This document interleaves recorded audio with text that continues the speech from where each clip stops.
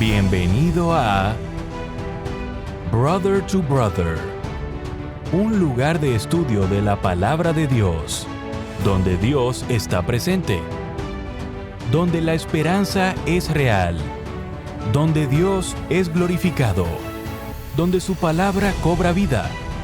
Escuela sabática, reflexiones, estudios bíblicos y más. Gracias por estar aquí.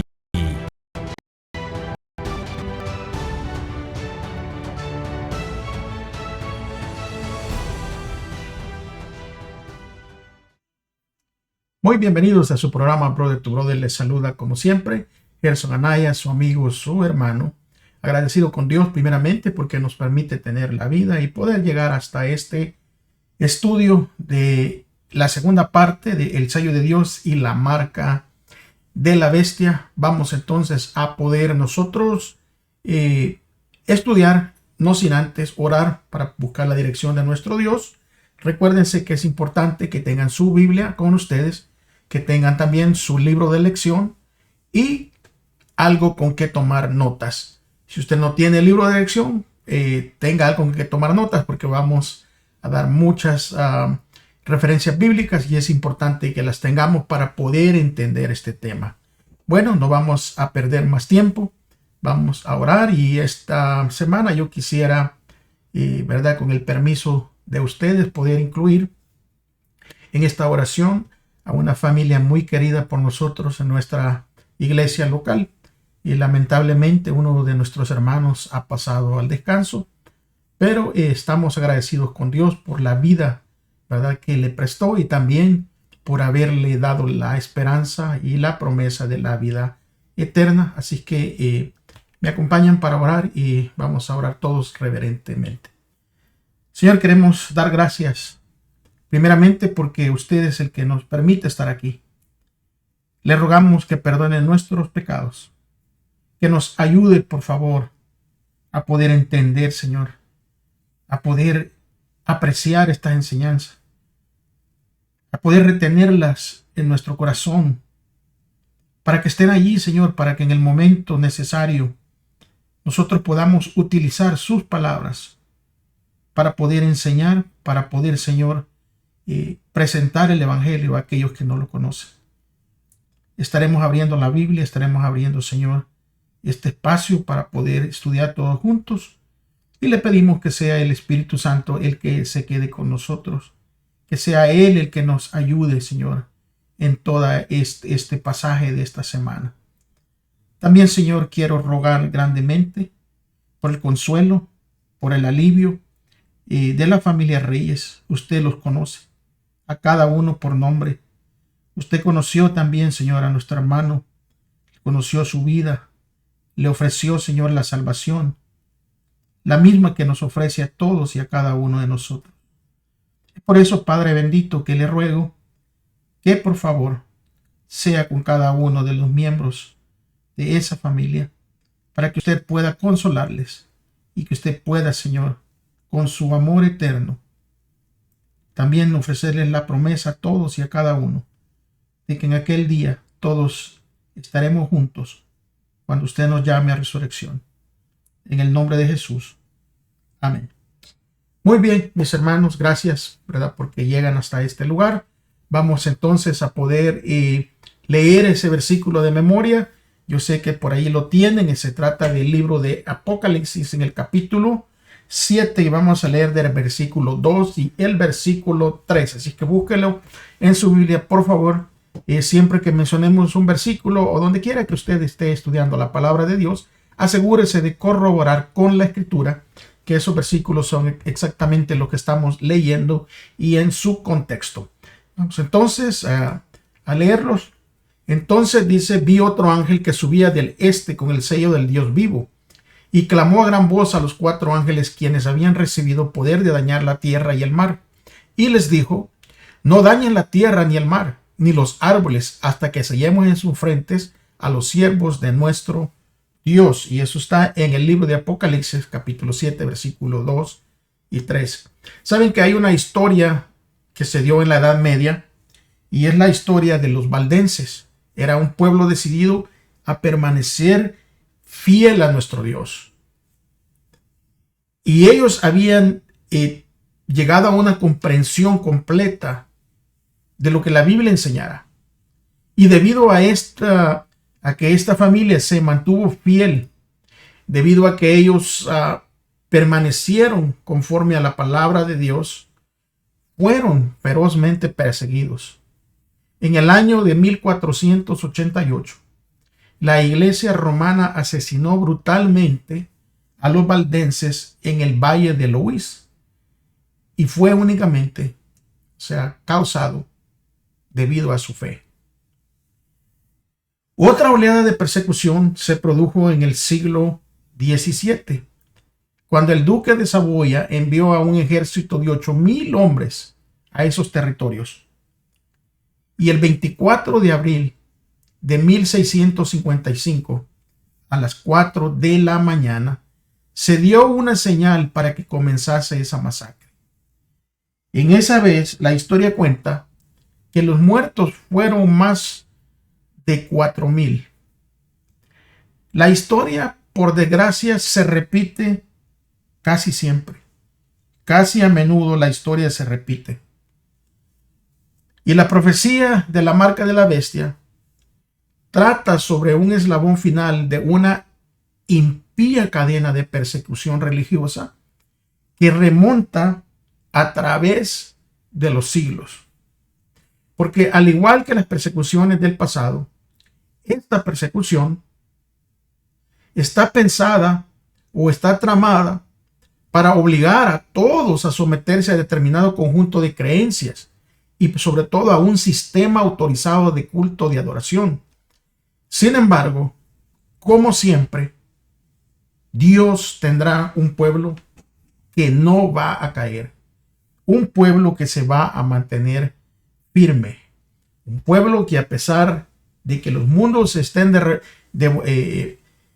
cayendo alrededor de ellos, ese pueblo permanecerá firme en la palabra de Dios. Vamos entonces a entrar hoy sí de lleno, después de esta introducción, en el día domingo, y allí nos va a hablar de la herida mortal. Y como nosotros ya hemos venido estudiando los poderes de las bestias de Apocalipsis 13 y Apocalipsis 14, que estas bestias representan un sistema mundial de adoración falsa. Pero hay más. Porque este poder va a dominar o dominaría por un tiempo este escenario religioso que impuso en los siglos anteriores. Y la pregunta es, ¿por cuánto tiempo dominaría este poder? La respuesta, como siempre, nosotros la encontramos en la Escritura.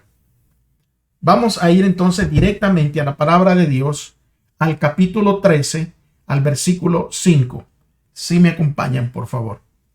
Dice: a la bestia se le dio una boca que hablaba palabras arrogantes y blasfemias, y se le dio autoridad para actuar durante 42 meses. ¿Cuánto tiempo? 42 meses. Apocalipsis 12, 6 y versículo 14 dice el versículo 6: la mujer huyó al desierto por donde tenía un lugar preparado por Dios para ser sustentada allí por 1260 días. Y el libro de Daniel, el capítulo 7 y el versículo 25, dicen, ¿verdad?, que se le dieron a la mujer las 2 alas de la gran al fin de que volara. Voy a rectificar, es Apocalipsis 14, ¿verdad? Se le dieron a la mujer las 2 alas de la gran águila a fin de que volara de la presencia de la serpiente al desierto a su lugar donde fue sustentada por un tiempo y medio tiempo. Estamos leyendo directamente de Apocalipsis 12, 6 y 14. Así que vamos a ver, vamos a seguir. Asegúrese que estamos allí en la Biblia. Ahora, esta bestia continuaría por un periodo específico en la historia de ese dominio. Y en las profecías de tiempo simbólico, un día profético equivale a un año literal. Recuérdense que cuando hablamos proféticamente, un día va a equivaler a un año literal. ¿Y por qué? ¿Y de dónde se toma esto? Bueno, en la misma Biblia nos va a dar la respuesta. Recuérdense que todo lo que estudiamos es la misma escritura la que nos responde. Busque ahí en el libro de Números, en el capítulo 14 y versículo 34. Y ahí leemos que hay un año por cada día, que esta es la aplicación del principio bíblico de contar un día por año cuando se trata de profecía. Y una vez más, Dios deja en la escritura que la fórmula de un día por cada año profético en Ezequiel capítulo 4 y versículo 6. O sea, este principio, o sea, esta fórmula de un día por año ha demostrado ser exacta repetidas veces. Cuando nosotros interpretamos las profecías bíblicas de tiempo, como son, por ejemplo, la profecía de las 70 semanas de Daniel 9:24 al 27, que las estudiamos ya anteriormente, si calculamos el periodo que se menciona en Apocalipsis 13:5 de 42 meses y utilizamos, ¿verdad?, los meses como eran en el tiempo en que se escribió, que los meses se componían de 30 días. Cuando nosotros utilizamos esta fórmula, nosotros vamos a dar cuenta que llegamos exactamente a los 1260 días proféticos, o sea, a años literales. Hago énfasis una vez más. Los calendarios antiguos tenían regularmente 360 días por año en el tiempo en que esto se escribe. Es por eso que podemos ver de que estamos hablando de la profecía de los 1260 días. En el siglo IV, el emperador romano Constantino legalizó el cristianismo en todo el imperio. Cuando en el año de 330 después de Cristo, este emperador trasladó su capital a Vicencio para unir la parte oriental con la parte occidental de su imperio. Pero cuando él se fue, dejó un vacío de liderazgo allí en Roma. Entonces, el poder religioso llenó este vacío y llegó a ser no solo un poder líder religioso, sino también que fue reconocida como una fuerza política en toda Europa. Cuando nosotros miramos esto, ¿verdad?, que Constantino se mueve del lugar donde estaba para ser una capital central, allí donde se encontraba él dejó ese vacío. Y entonces vino el poder, ¿verdad?, religioso, y tomó esa parte y se adueñó de ese vacío. No solo en la forma religiosa, que era lo que le competía, sino también se hizo una fuerza política, o sea, alguien que tenía de mucho peso en las decisiones de cómo debería de actuar el gobierno. Y en el año del 538 después de Cristo, Justiniano, otro emperador, que también era romano, pero este era un emperador romano que era pagano. Él le concedió oficialmente al obispo de Roma el rol de defensor de la fe. Y entonces fue cuando la iglesia medieval ejerció gran influencia desde el año 538 hasta el año de 1798. Y esto incluyó una de las terribles persecuciones mencionadas en la introducción que hicimos de esta lección. O sea que este poder, ¿verdad?, unido de iglesia con gobierno, ejercieron ese poder para hacer la persecución. Cuando nosotros miramos esta persecución desde el año 538 hasta el año 1798, y usted en casa puede hacer las matemáticas si usted gusta. Tome 1798 y entonces le va, ¿verdad?, a restar 538 años y usted se va a dar cuenta que estamos hablando de la misma profecía.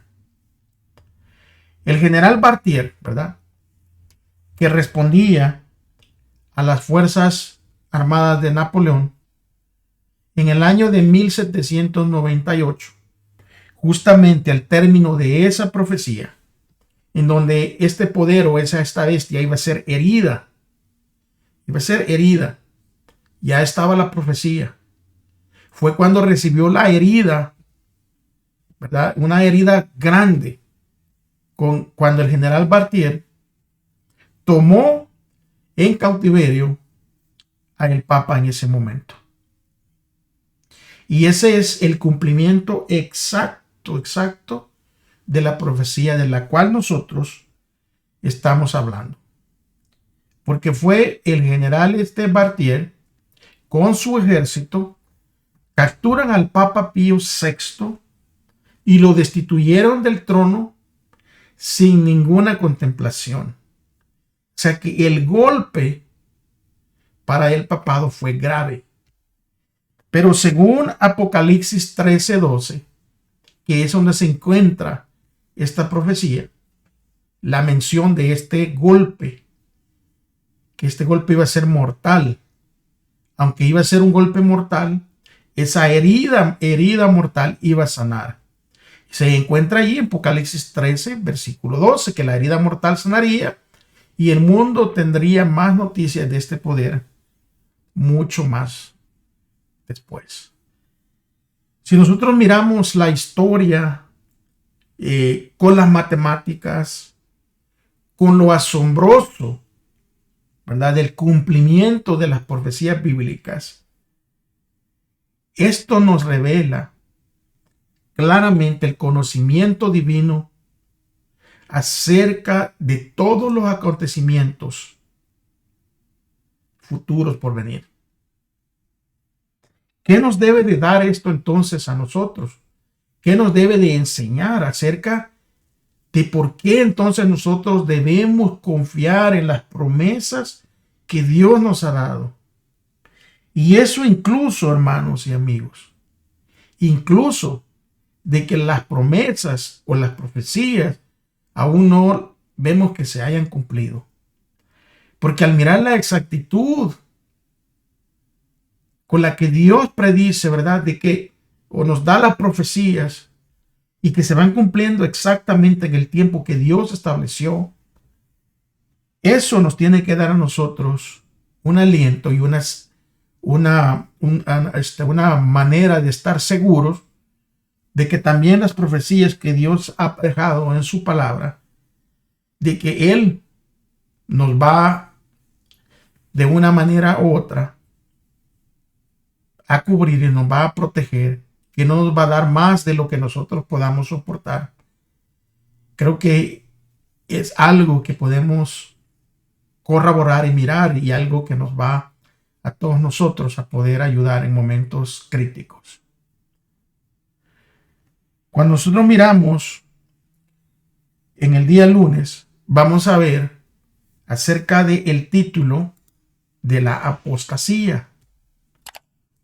Pero para entender nosotros esto, creo que debemos saber, o al menos nosotros debemos estudiar, ¿verdad?, o averiguarnos qué es el significado de apostasía.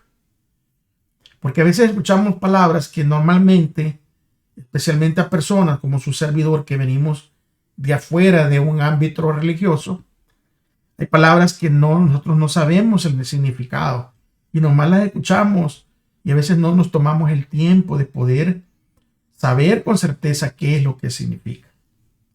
Bueno, el significado de apostasía es la renuncia que hace una persona de sus creencias religiosas o políticas y abandono de su religión o del partido político al que pertenecía. Eso se define como una apostasía. O sea, abandonar prácticamente las creencias cuando estamos hablando en el ámbito cristiano. Y vamos a ver lo que el apóstol Pablo va a decir en una de sus cartas, ¿verdad? Acerca de los últimos días, qué estaría sucediendo. Y vamos a ver marcas que identifican y que se le asigna a la bestia el poder del anticristo. Vamos a ver segunda de Tesalonicenses, capítulo 2, y vamos a leer el versículo 3 y el versículo 4. Dice de esta manera: que nadie los engañe en ninguna manera, porque no vendrán sin que primero venga la apostasía y sea revelado el hombre de pecado, el hijo de perdición. Este se opone y se exalta sobre todo lo que se llama Dios o es objeto de culto, de manera que se sienta en el templo de Dios, presentándose como si él mismo fuera Dios. Vamos a leer otro pasaje. Segunda de Tesalonicenses también, en el capítulo 2, versículo 9 al 12. Mire lo que dice. La venida del impío será conforme a la actividad de Satanás con todo poder y señales, prodigios mentirosos y con todo engaño de iniquidad para los que se pierden porque no recibieron el amor de la verdad para ser salvos. Por esto, Dios les enviará un poder engañoso para que crean en la mentira, a fin de que sean juzgados todos los que no creyeron en la verdad, sino que se complacieron en la iniquidad. Y aquí miramos claramente que el apóstol Pablo advierte a la comunidad cristiana acerca de una apostasía de la verdad que está en la palabra de Dios.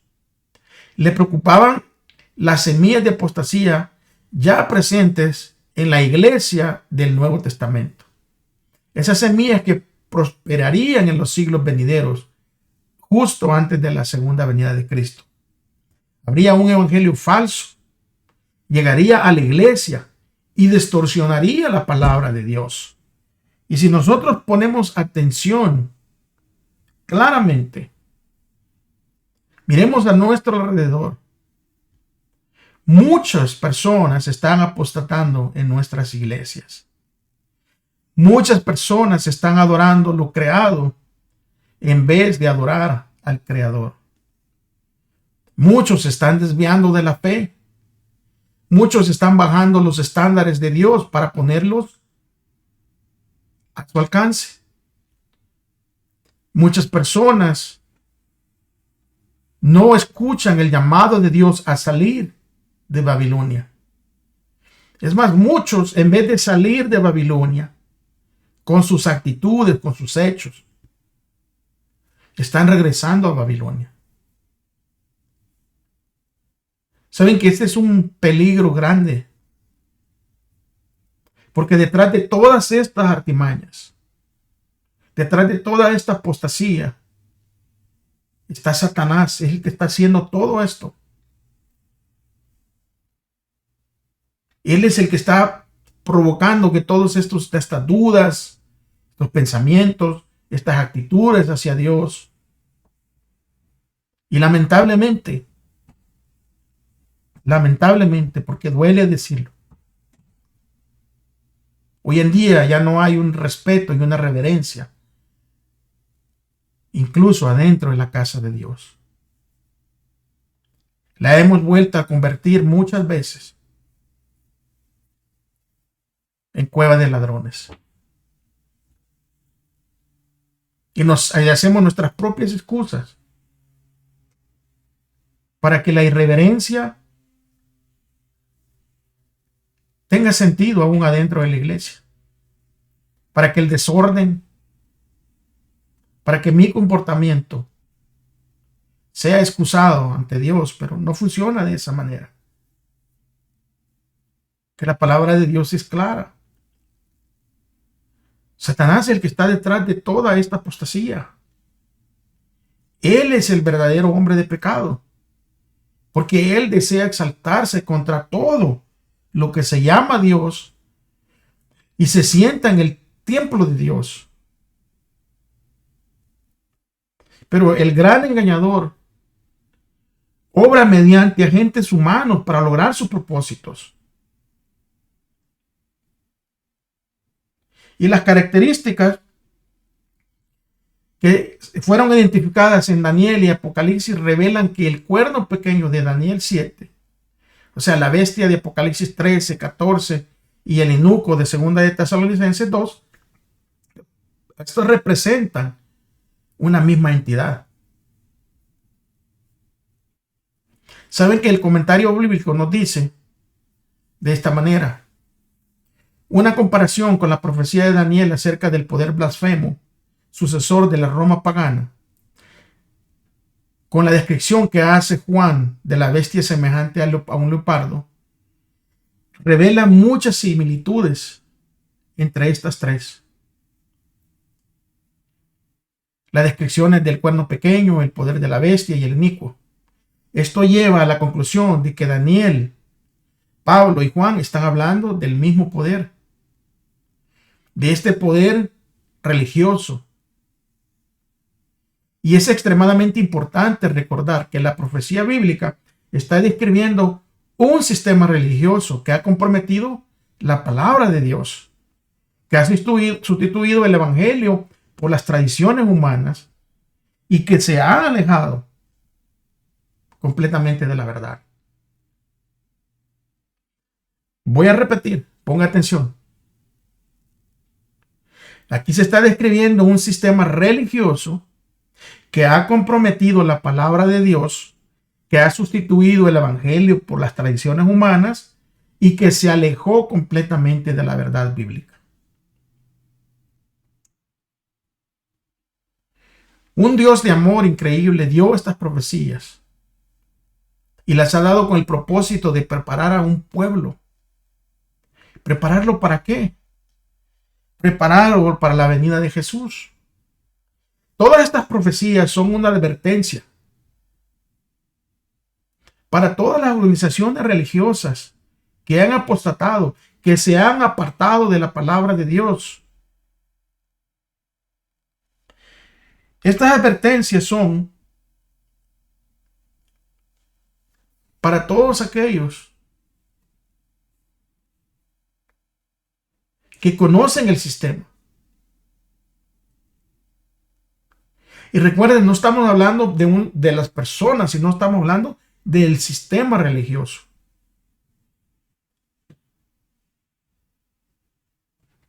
Porque nuestro mensaje es sobre un sistema que ha engañado a millones. Este sistema religioso que ha engañado a muchas personas. Y estas personas son amadas por Cristo. Personas que están siendo engañadas. Por eso es que están estas profecías. Por eso es que la Biblia descubre, ¿verdad? Le quita el manto al apóstata. Le quita el manto a estas enseñanzas que están fuera completamente de las enseñanzas bíblicas, para que cada uno pueda encontrar por sí la verdad. Y cada uno pueda darse cuenta de que esto no es algo de lo que nosotros estamos inventando, sino que es algo que está escrito. Por eso que nosotros debemos ser compasivos, debemos de ser pacientes, pero sobre todo debemos de tratar debidamente a estas personas para que salgan de ese engaño, para que se den cuenta de que si continúan por ese camino que va directamente a la perdición. El día martes va a hablar de una estrategia final de Satanás. Porque recuérdense que Satanás es astuto. Él va a tratar de hacer una estrategia final. ¿Sabe que las encuestas que hay revelan una profunda falta de confianza, ¿verdad?, en las instituciones, tanto religiosas como en los gobiernos. Y muchas de las personas, y hasta cierto punto, tienen razón. Porque como acabamos de decir, hay muchas instituciones que han abandonado a Dios. Hay muchas instituciones que no se apegan a la Escritura. Hay muchos ministerios en donde lo que están haciendo es enriquecerse. Y al igual, no tienen confianza en los gobiernos porque los gobiernos están llenos de corrupción. Y entonces todas estas personas se preguntan, ¿en dónde? ¿De dónde hay alguien moralmente apto para liderar al mundo? ¿Dónde puede haber ese tipo de persona que puede ser un líder moral para el mundo? Y en esa búsqueda de este líder moral, que recuerden, están hablando de un hombre terrenal, de algo, porque la gente no quiere acudir a Dios como su líder, al igual que en el pueblo de Israel. ¿Recuerdan la historia? Los que la han leído. Todos los demás pueblos tenían reyes y únicamente el pueblo de Dios, su rey era Dios mismo que los guiaba. Pero ellos empezaron a mirar a su alrededor y querían alguien terrenal para que fuera su rey, que últimamente lo llevó a una desgracia. Entonces la pregunta sigue ahí. ¿Quién va a estar apto para liderar este mundo? Y saben que las profecías bíblicas de Apocalipsis identifican el poder de la bestia como aquel que bajo los auspicios de una unión religiosa política ostensiblemente será el poder que desempeñará este papel. Por eso que les digo que la estrategia final de Satanás, esa estrategia astuta de venir como el salvador, ¿verdad?, de este mundo, de los problemas religiosos y los problemas políticos. Vamos a ver cómo el apóstol Juan describe en las escenas finales de la historia de esta tierra, y vamos a ver qué contraste poderoso vamos a ver aquí entre ellas. Mire, dice Apocalipsis 17, versículo 12 al 14. Dice: los 10 cuernos que viste son 10 reyes que todavía no han recibido reino, pero que por aún una hora reciben autoridad como reyes con la bestia. Estos tienen un mismo propósito y entregarán su poder y autoridad a la bestia. Ellos pelearán contra el Cordero, pero el Cordero los vencerá, porque Él es Señor de señores y Rey de reyes, y los que están con Él son llamados, escogidos y fieles. Y aquí hay 3 comentarios importantes que Juan hace en este pasaje. En primer lugar,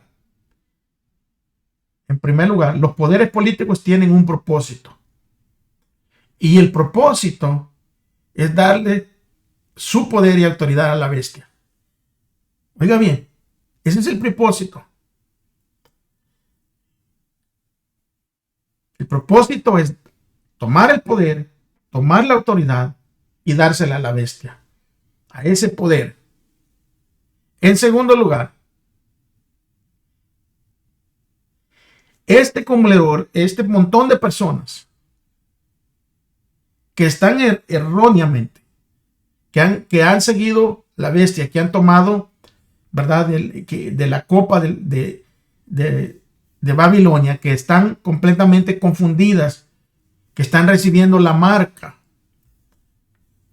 de la bestia, van y hacen guerra contra Jesús, contra el Cordero. O sea, primero, el propósito es entregar el poder y autoridad a la bestia. Segundo, le hacen guerra al Cordero. Pero en tercer lugar, o sea, en esta última guerra de la tierra, Cristo y sus seguidores triunfan. Gloria a Dios por eso. Aquí no gana la bestia, aquí hay solo un ganador, y ese es Jesús. Pero algunas veces ustedes se han preguntado, mis queridos hermanos, alguna vez se han preguntado qué estrategia pudiera utilizar Satanás, ¿verdad? Para unir a las naciones. ¿Qué estrategia puede tener ahí bajo la manga o sea, qué movimiento va a hacer para unir a las naciones? Bueno, la historia y las escrituras nos dan pistas, porque la historia a menudo se repite. Y nosotros podemos descubrir lecciones valiosas en el colapso del Imperio Romano. Cuando las invasiones germánicas asolaron toda la Europa occidental, desde el norte, el emperador romano Constantino acudió a la religión.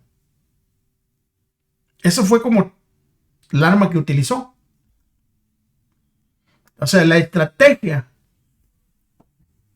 que utiliza el diablo para unir a las naciones en aquel tiempo, para unir el paganismo con la religión,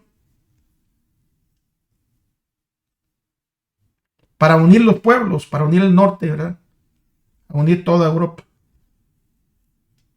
El emperador Constantino acudió a la religión. Y esta es la estrategia que va a utilizar el diablo en los últimos tiempos para unir a las naciones. Porque va a buscar la autoridad de la iglesia combinada con el poder del Estado. Y así como en el pasado Constantino lo hizo, utilizando la autoridad de la iglesia combinada con el poder del Estado, y se convirtió en el instrumento que Constantino necesitaba. O sea, ese poder unido. Y lo hizo de una manera astuta. Porque llegó a fortalecer, ¿verdad?, la santidad del domingo en el siglo IV. O sea, cambiar la ley y los tiempos. Y fue justamente un movimiento político y religioso calculado para unir el imperio en un momento de crisis, porque el deseo de Constantino era que su imperio se uniera y la iglesia romana quería que el imperio se convirtiera. O sea, querían que todo se hiciera una sola cosa, un solo superpoder, tanto de político como religioso. Saben que hay un historiador de nombre Arthur Will. Él indicó claramente que en esta búsqueda de esta unión político-religiosa, la iglesia hizo del día domingo un día sagrado, en gran medida porque era la fiesta semanal del sol, porque era una política cristiana explícita, hacerse cargo de las festividades paganas extrañables para la gente. Y entonces, por tradición y para darles un significado cristiano, fue justamente este emperador el que trató, ¿verdad?, de prácticamente, como se dice, de estar bien con todos los lados. Y entonces con la tradición, ¿te acuerdas de que el cristianismo judío, la iglesia primitiva, ¿verdad?, de los apóstoles, ellos todos eran judíos y se reunían y guardaban el sábado, como era su costumbre. Entonces, esta costumbre de guardar el sábado por la iglesia cristiana no encajaba con las festividades paganas que tenía el pueblo romano al cual Constantino servía. Entonces, para no quedar en mal ni con uno ni con el otro, bueno, le dio el título de sagrado, día sagrado al día domingo. Porque se unió con la tradición. Y esto a veces nos sucede a nosotros. Hoy en día, a muchas instituciones quieren poner más por encima la tradición que lo que está escrito. Y en un momento de gran crisis, cuando todo el mundo estaba asustado, en un momento cuando todo el mundo está herido y con miedo, como lo estamos ahora, un mundo sin ninguna seguridad, un mundo de incertidumbre, toda la gente entonces estará desesperada por alguien que ofrezca algo de estabilidad y protección. Y así es como la tiranía ha surgido en el pasado. Y si pasó en el pasado, no hay razón para pensar de que no podría volver a suceder.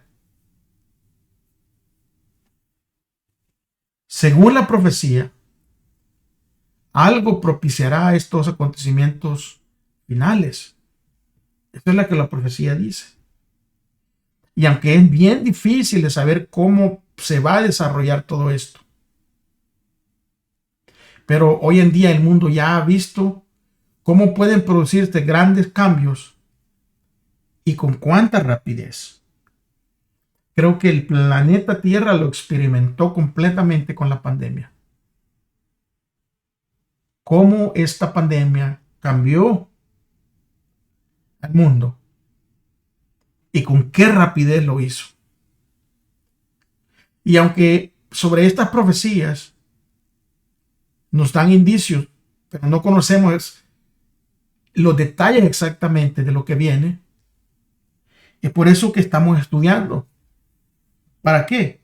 Para poder estar preparados para todas las cosas que vayan a acontecer. El día miércoles nos va a hablar acerca de la marca de la bestia.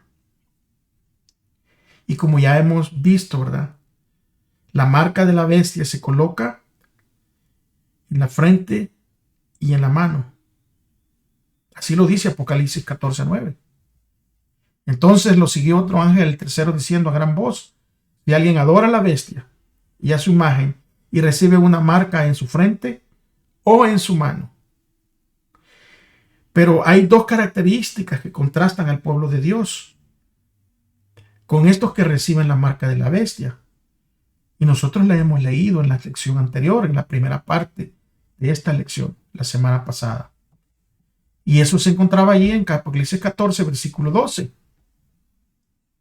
Aquí está la perseverancia de los santos que guardan los mandamientos de Dios y la fe de Jesús.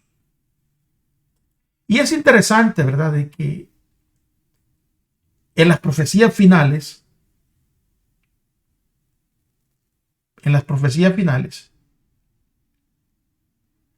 una de las características principales es guardar los mandamientos.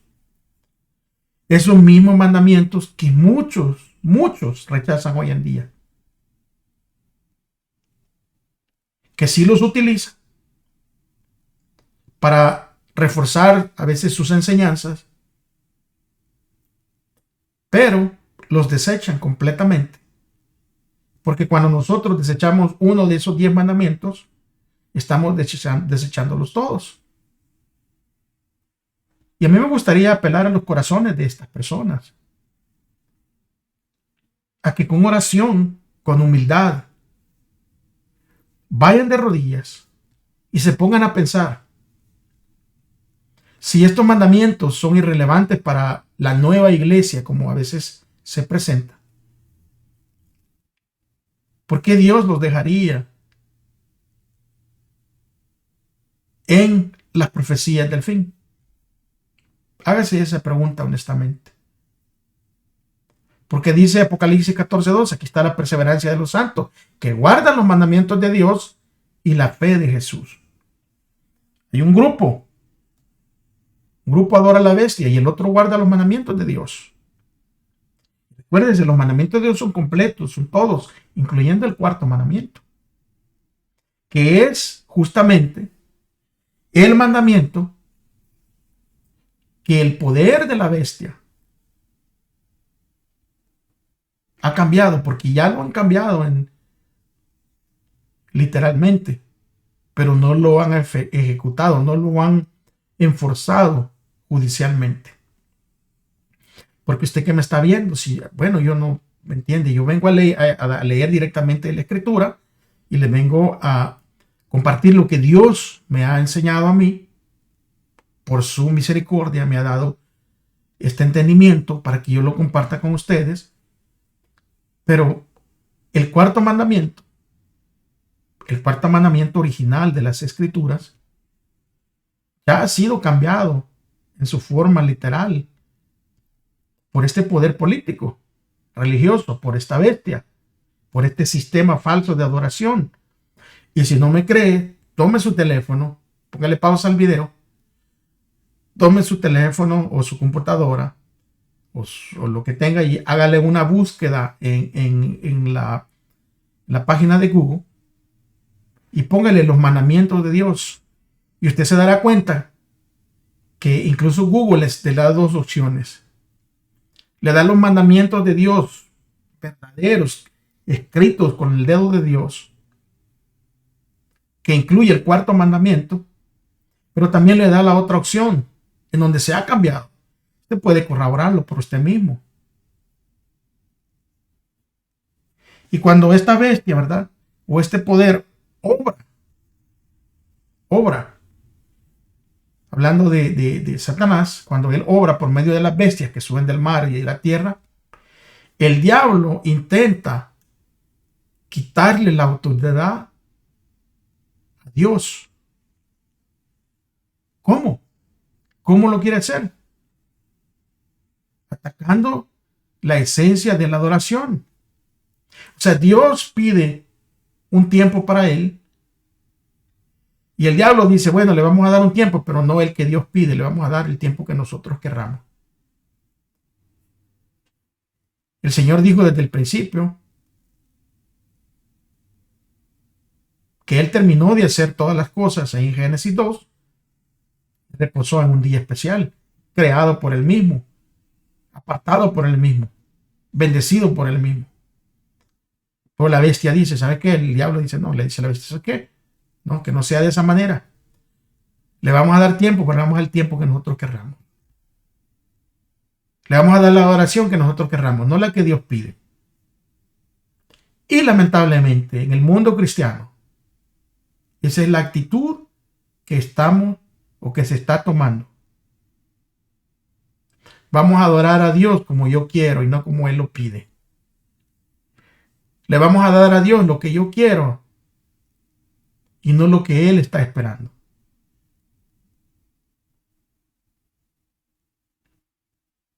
¿Saben que la diferencia aquí podemos ver que la marca de la bestia se coloca en la frente o en la mano? Y la frente simbólicamente está refiriéndose a nuestra mente, a nuestra conciencia, a lo que pensamos, a nuestra razón, con la que tomamos decisiones. Y si el diablo logra tener esta parte, entonces vamos a hacer, ¿verdad?, lo que Él quiere, de lo que estamos hablando justamente. Como yo he comprendido con mi mente, ¿verdad?, de que Dios, aunque nos dice quiero esto de esta manera, nosotros vamos a decir no, yo te lo voy a dar de mi manera.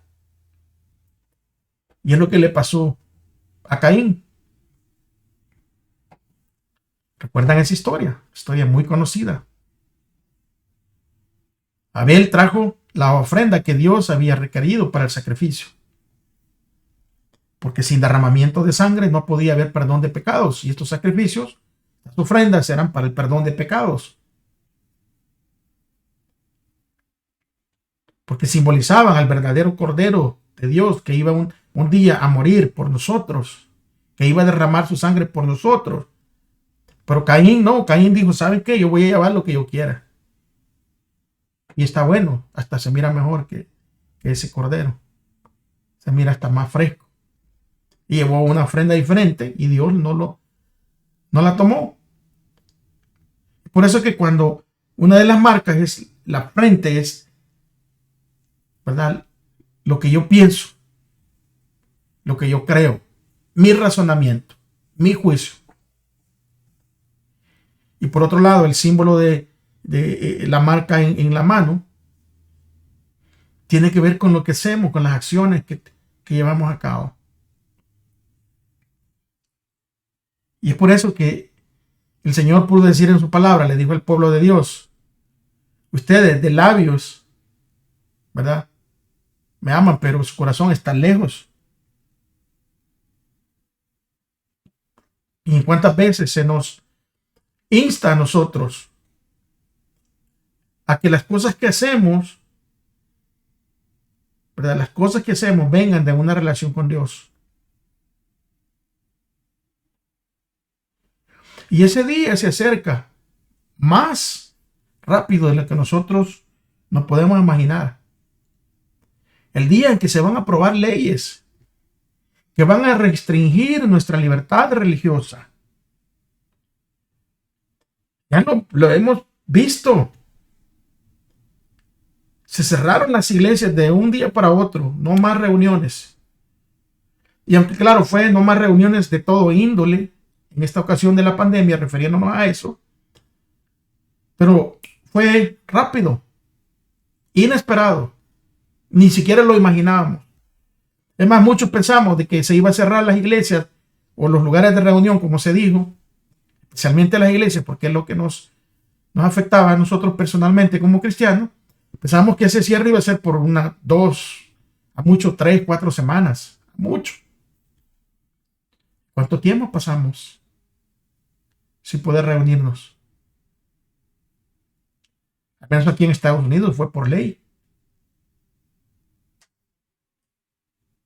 Ahora, quienes siguen la palabra de Dios, quienes la siguen a conciencia y guardan todo lo que en la palabra de Dios está escrito, incluyendo los mandamientos de Dios, todos los mandamientos del Señor, incluyendo el cuarto.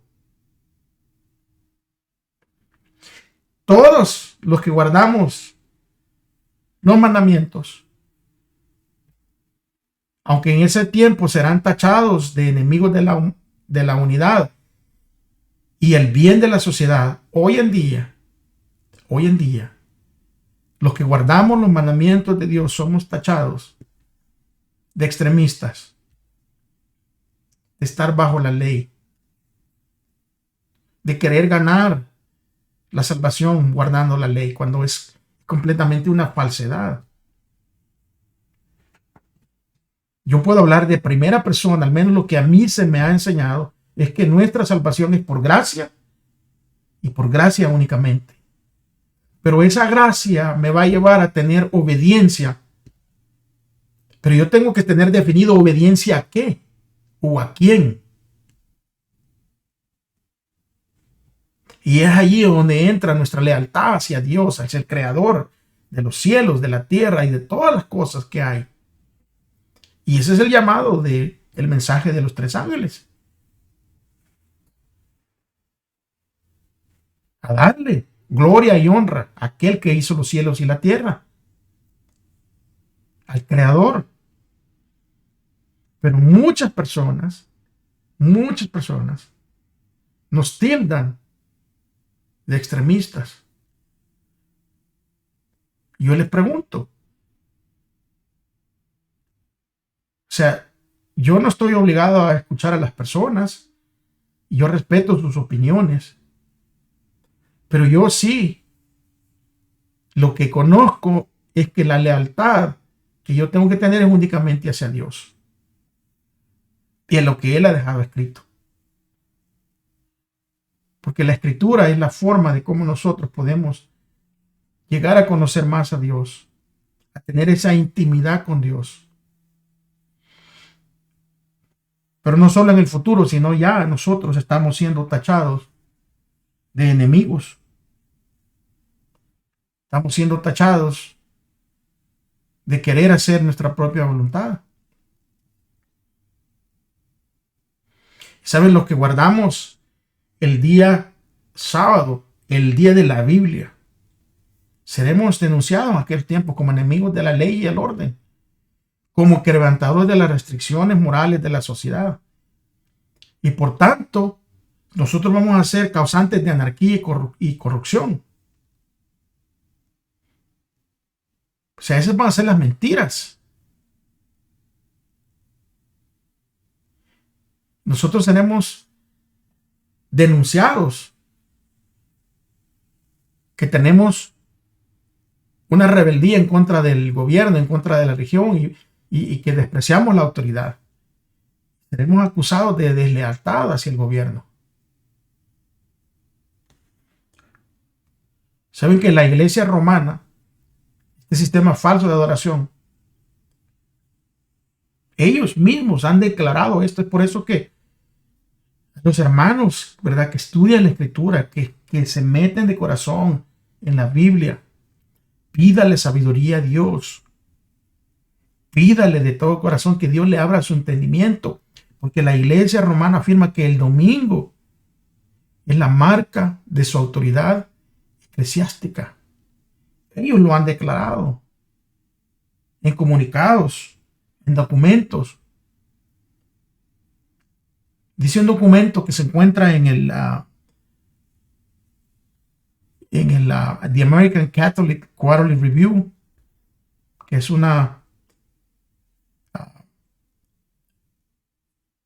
como una revista, ¿verdad? Y se publicó en enero de 1883.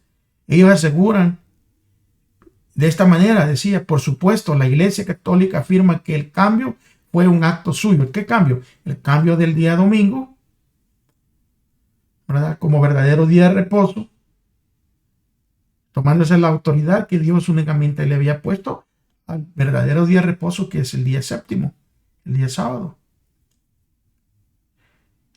Incluso hay calendarios, fíjense bien, que no van de acuerdo. Calendarios que el primer día de la semana es el lunes. Y ellos afirman que este cambio, este acto suyo, es un acto de marca de su poder y autoridad eclesiástica en asuntos religiosos. Así lo ponen claramente. Entonces, ¿quién es la autoridad?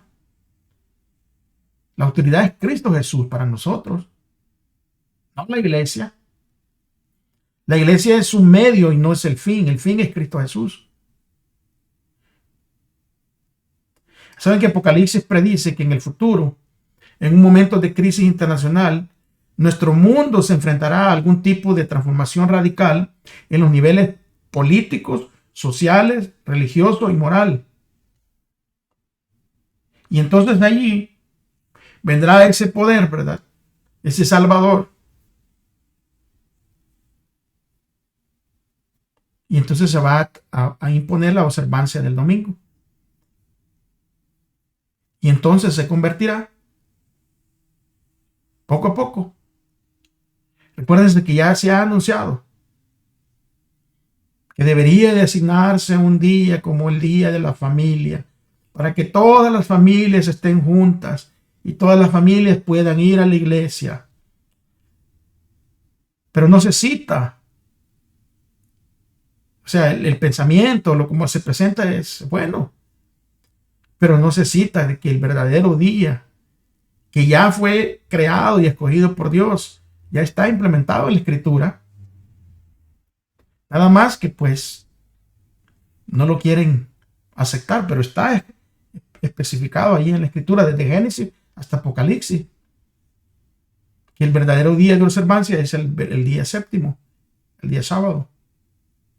Pero poco a poco este sistema va a ir, ¿verdad?, metiéndolo como algo bueno y va a implementar la observancia del domingo.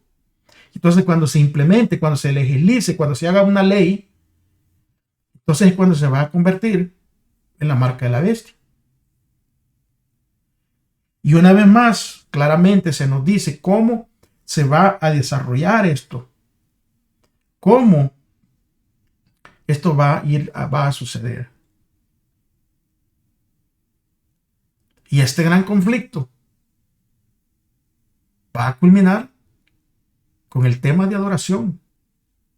Adoración a Dios o adoración a la bestia. Oración a la bestia o oración al Creador.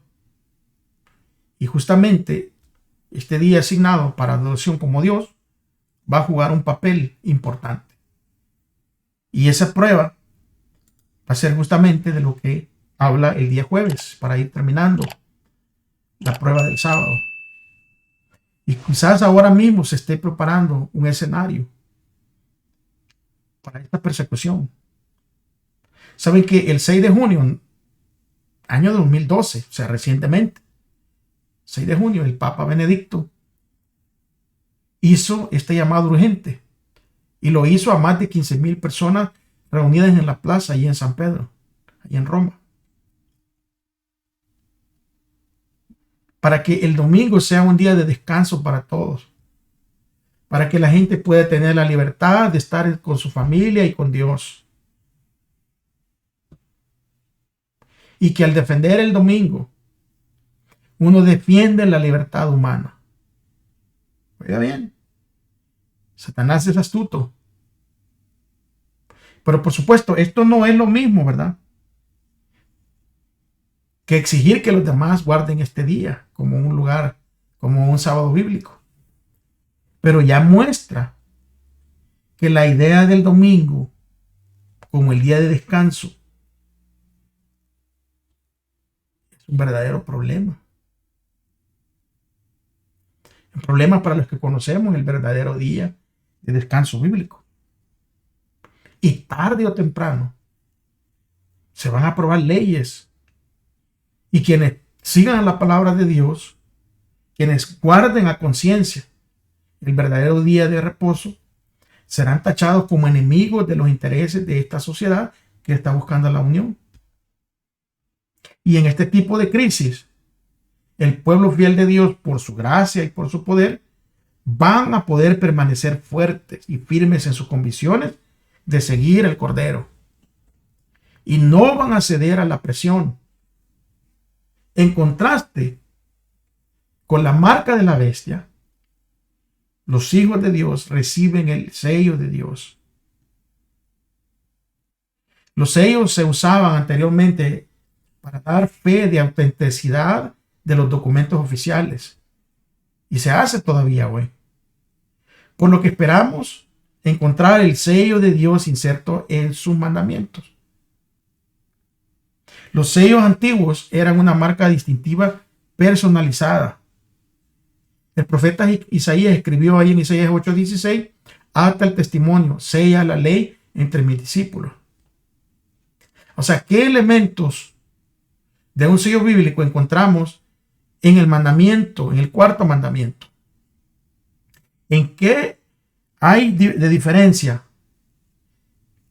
entre este cuarto mandamiento entre todos los demás mandamientos de este decálogo? Vamos a leer este mandamiento para que podamos seguir en el contexto bíblico. Éxodo 28 al 11 dice: acuérdate del día de reposo para santificarlo. 6 días trabajarás y harás toda obra tú. Pero en el séptimo día es día de reposo para el Señor tu Dios. No harás en él trabajo alguno, ni tú, ni tu hijo, ni tu hija, ni tu siervo, ni tu sierva, ni tu ganado, ni el extranjero que está contigo. Porque en 6 días hizo el Señor los cielos y la tierra, el mar y todo lo que hay en ellos. Y reposó en el séptimo día. Por tanto, el Señor bendijo el día de reposo y lo santificó. Cuarto mandamiento, cuando nosotros lo leemos, contiene 3 elementos de un sello auténtico. Porque en primer lugar, tiene el nombre del dueño del sello. Allí en Éxodo 20:10 dice: el Señor tu Dios. ¿Quién es el nombre del dueño de ese sello? Es Dios mismo. En segundo lugar, va a tener el título del dueño del sello. Y dice el Señor que hizo, o el Creador. Entonces estamos viendo, tiene el nombre del dueño del sello, que es el Señor tu Dios. Tiene el título del dueño del sello, que es el Señor Creador, el que hizo. Y en tercer lugar va a tener el lugar, el territorio del propietario del sello, que vienen siendo el cielo, la tierra, el mar y todo lo que contiene. Y según Apocalipsis 7, 1 y 2, el sello de Dios se coloca solamente en nuestra frente. Porque solamente en nuestra frente, que es justamente nuestra mente. Recuérdense que el anhelo de Dios, o sea, para la iglesia a la que nosotros pertenecemos, que es la iglesia moderna, la iglesia del Nuevo Testamento, Dios anhelaba poner su ley, ¿dónde? ¿En las tablas de piedra como en el antiguo? No. En nuestros corazones. Y cuando habla de nuestro corazón, está hablando de nuestra mente. Y es por eso que el sello de Dios se coloca únicamente en nuestra mente. A diferencia de la marca de la bestia que está en la frente y está en la mano. Puede ser aquí o puede ser acá. Puede ser lo que creen o lo que hacen.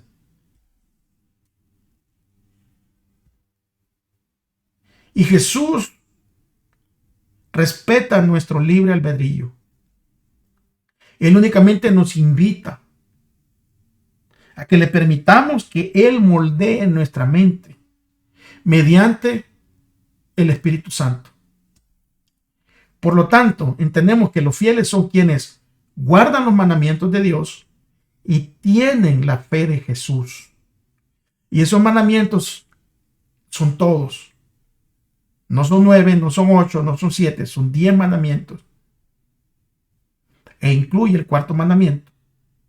Un mandamiento cambiado por el poder de la bestia. Tremendo, mis amigos, mis hermanos, cuando nosotros nos metemos a la Escritura y leemos directamente de ella. Siempre que por la fe en el Cordero de Dios, una alma renuncia a servir al pecado, se enciende la ira de Satanás. Saben que la vida santa de Abel desmentía el aserto de Satanás de que es imposible para el hombre guardar los mandamientos de Dios y ser obediente. Cuando Caín, movido por el espíritu malo, vio que no podía dominar a Abel, se enfureció tanto que le quitó la vida. Y donde quiera, óigase bien, donde quiera que haya quienes se levanten para vindicar la justicia de la ley de Dios, vendrá ese mismo espíritu. Se va a manifestar y se van a ir contra ellos, contra los que guardan los mandamientos de Dios y tienen la fe de Jesús. Ese mismo espíritu que a través de las edades ha levantado la estaca y ha encendido las hogueras para asesinar a los discípulos de Cristo, para matar a los que siguen a Dios. Ese mismo espíritu que ha perpetrado crueldades contra todos ellos son instigados por Satanás, porque no pueden obligarlos a que se sometan al dominio de Satanás. En el último gran conflicto de la controversia con Satanás, los que sean leales a Dios se verán privados de todo apoyo terrenal, únicamente porque se niegan a violar la ley de Dios. Y se niegan a seguir los mandatos de las potencias terrenales. Y entonces se les va a prohibir comprar o vender. Y finalmente será un decreto en donde se les quitará la vida. pero al obediente. O sea, al obediente Dios le ha hecho una promesa. Dice el versículo 16 de Isaías 33, que habitará en las alturas, fortalezas de roca serán su lugar de acogimiento, se le dará su pan y sus aguas serán ciertas. Los hijos de Dios vivirán aún en medio de todas estas persecuciones por la promesa de Dios. Y conforme se vaya acercándose la tempestad, muchos que profesaron creer en el mensaje verdadero, pero que no fueron santificados por la obediencia a la verdad, abandonarán su fe y se van a unir a las filas de la oposición. Se van a unir con el mundo y participando de su espíritu, de ese espíritu, llegarán a ver las tinieblas como luz. A lo malo le van a decir bueno.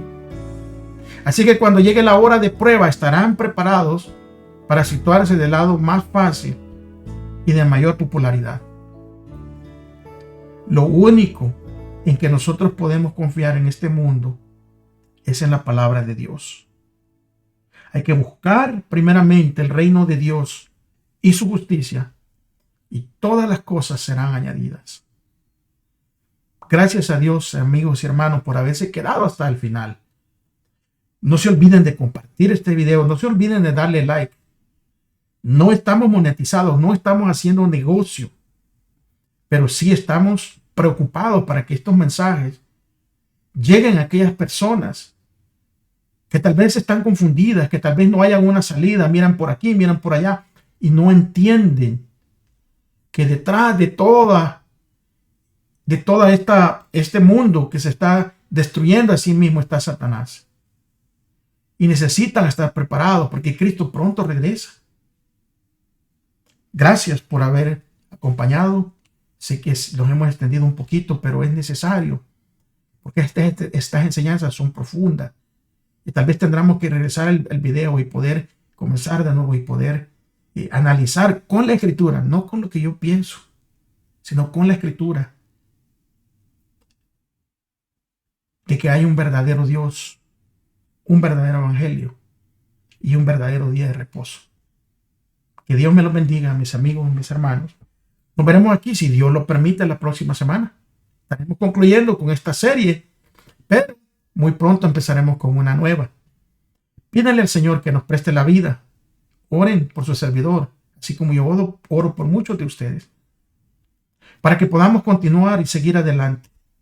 Y recuérdese, amigo, recuérdese, hermano, que si usted dice que ama a Dios, demuéstrelo amando a su prójimo. Muchas bendiciones.